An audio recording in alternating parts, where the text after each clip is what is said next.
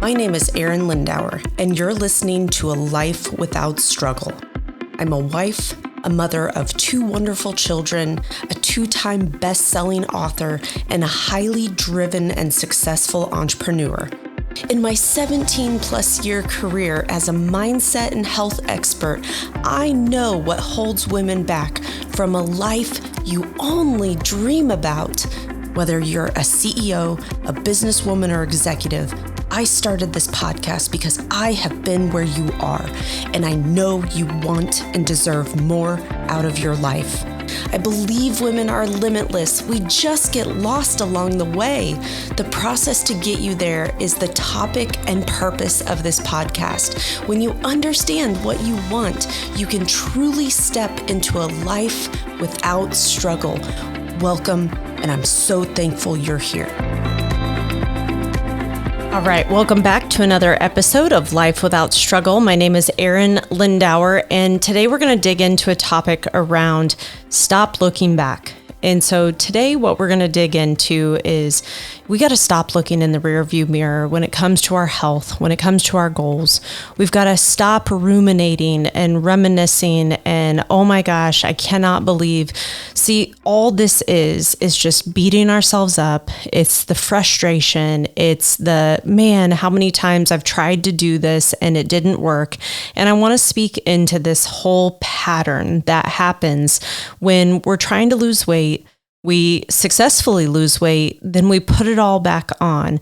And we're going to really dive deep into letting go of the old you and what I see happen. So here's the problem. The problem is we are always looking for another solution.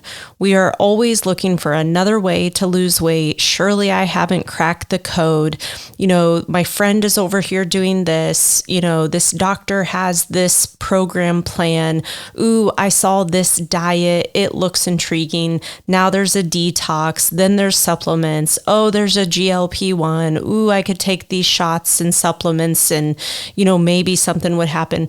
That's the problem, right? The problem is there is no shortage of people claiming to have the next latest greatest, when I'm here to tell you that there is actually nothing new. Even the GLP-1s have been around for a while. It just wasn't created for the thought process of weight loss until in clinical sessions, they started to use it for type 2 diabetes, and they actually saw that patients were receiving weight loss as well. There's a whole lot that goes into that and how to correctly administer that, what you can do to mitigate losing lean tissue and having side effects. And so I could probably do a whole podcast on that. So let me know if that would be interesting. But on the flip side, we got to understand what is actually going on if we keep losing weight to put it back on. We keep losing weight to put it back on. What the heck is going on? And you may be asking yourself, what is wrong with me? Why do I keep cycling? The problem and the thing that I see is we're always trying to have a problem. We're always having the next thing. And tell me, have you ever noticed on social media, for example, when someone just always airs their dirty laundry? Now, totally different if someone's just like, oh my gosh, pray for us, we got this going on or whatever. But if it's every week, we've got a new ailment. Every week, we've got a new story to tell. Every week, I'm reliving all my childhood trauma, right?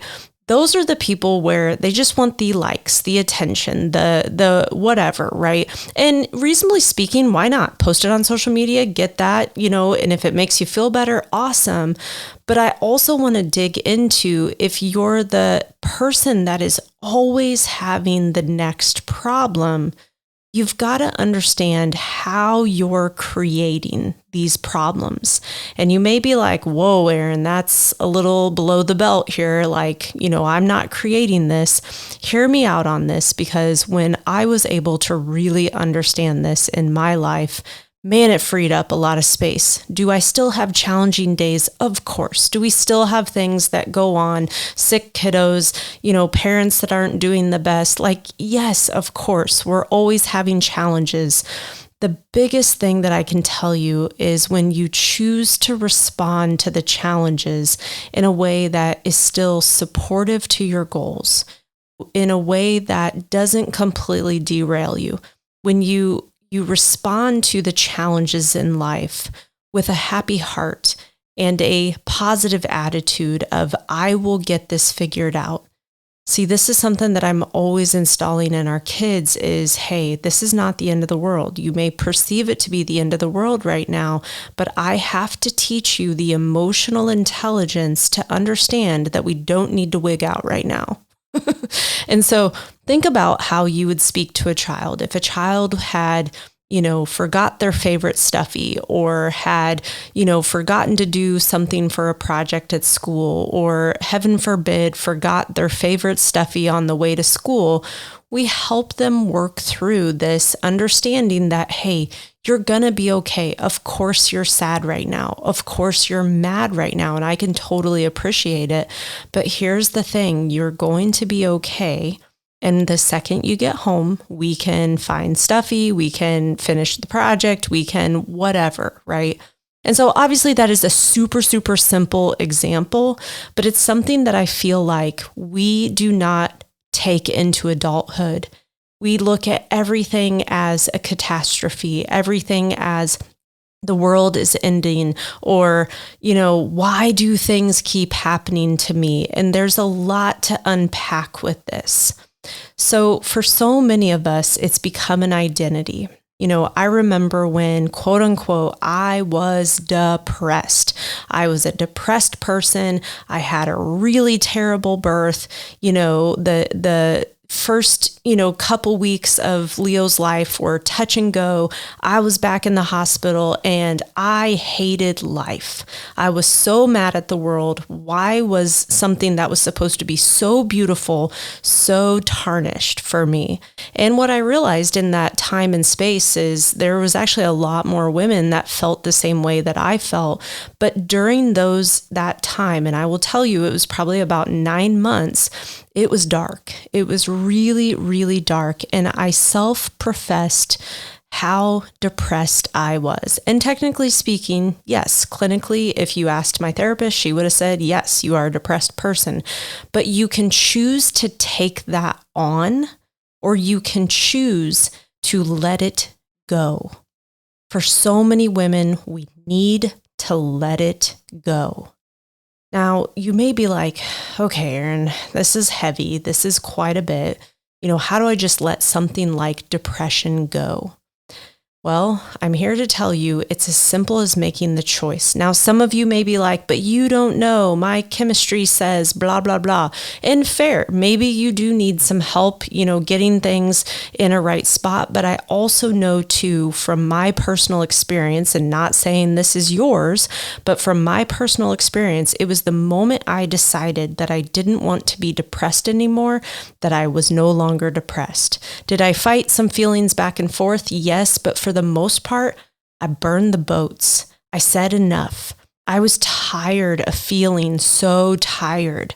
I was tired of not living life. I was tired of staring at my babe with lifeless eyes, not enjoying the smiles, the coos, the, standing up, the eating those first foods. I remember missing all of those feelings until one day I finally was like, damn it, Arin, you've been given a gift. Like, you have been given a gift. You don't fully understand right now, and that's okay. But what you've been given is this gift of life and this young child who is here for a purpose and for a reason. And so I had to decide in that moment, there's no more struggle. Now, it probably took me, I would say, a couple more years to really pull myself through. We subsequently had another child in that timeline. That was really awesome.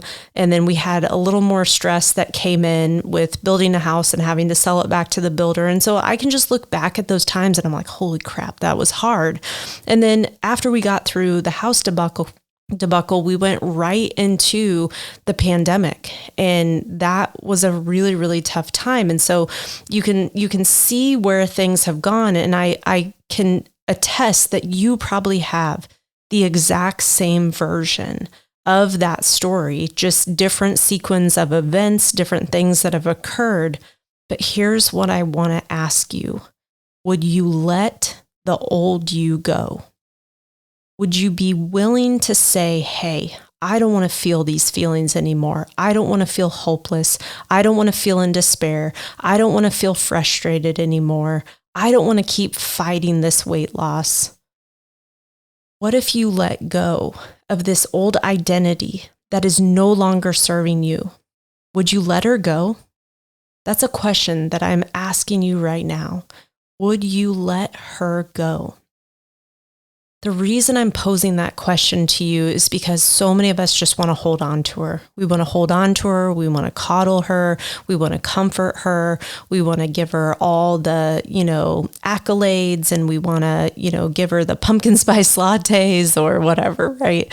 Like, we want her to feel good, and we want her to be safe and seen. And here's what I'm to tell you. Our culture loves the victim. Our culture right now ruminates in, making you feel seen, making you feel heard. But what if you weren't actually living because you're just trying to validate your feelings every single step? Now, for some of you hearing this, these are some tough words. But this is the kind of tough love that we can have with ourselves because we love ourselves enough to say, hey, we don't need to struggle. We don't need to struggle anymore. We don't want to struggle anymore. And there's a new version of you that wants to come out. She's not going to be perfect. She's not going to just perfectly lose the weight in 2 seconds either, okay? But she's going to do things with more grace, more ease, more fluidity. She's going to feel good more days than not. Would you let this woman come out? So there's some big decisions in this podcast that I'm asking you to make. I'm asking you to let go of the old you, and I'm asking you to step into the new you. The things that are going to happen is you will feel resistance when you are up-leveling yourself. You will feel resistance. Life will happen. A child will get sick. Then the other child gets sick. Then, something happens with your parents or a loved one or, whatever, right? How you respond is everything. Now, here's the deal. You don't have to respond perfectly. I don't respond perfectly all day, every day. Quite frankly, today has been a challenging day, if I'm being completely honest. Taking your kiddo to the doc. Now we're on, the second child is now sick. It's just not fun, right? And it derails my day. It shifts stuff around that I was trying to get done. And, what woman doesn't feel like we're always trying to get this list done that never gets done? So I want to paint this picture that you don't just feel like roses all day, every day. You don't not have feelings, but you can choose how deep down the rabbit hole of the self-loathing, the pity, the frustration that you go. And don't get me wrong, I wanted to go hard into it here today. Woe is me, blah, blah, blah. But then on the flip side, I was like, what is that going to do? It's just going to derail another day. And instead, you got this to get done, this to get done, this to get done, and let's just stay focused. Now, I can appreciate you're not 100% in that space where I am today. It has taken me a lot of training and a lot of practice of focusing on what I want versus what I don't want. But where I want to challenge you is, where in your life can you respond better? Where in your life can you respond differently? So what will happen in this journey, especially when you decide to literally let go of the old you and step into the new you, is you're going to want to go back to what was comfortable. This is no different than a drunk going back to the drink, right? This is no different than someone who is over consuming, eating junk food. They're going to want to go back because their body is craving and wants the sugar, wants the alcohol, wants the fix, wants the coping mechanism. This is where you're going to have to ask yourself, are you willing to do things differently, even if it feels uncomfortable?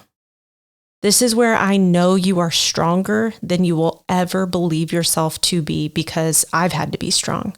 I've had to, put myself to bed. I always tell clients that, like, you just need to go to bed, drink some water and go to bed, right? But this is where I want you to understand that it is easier to stay the same.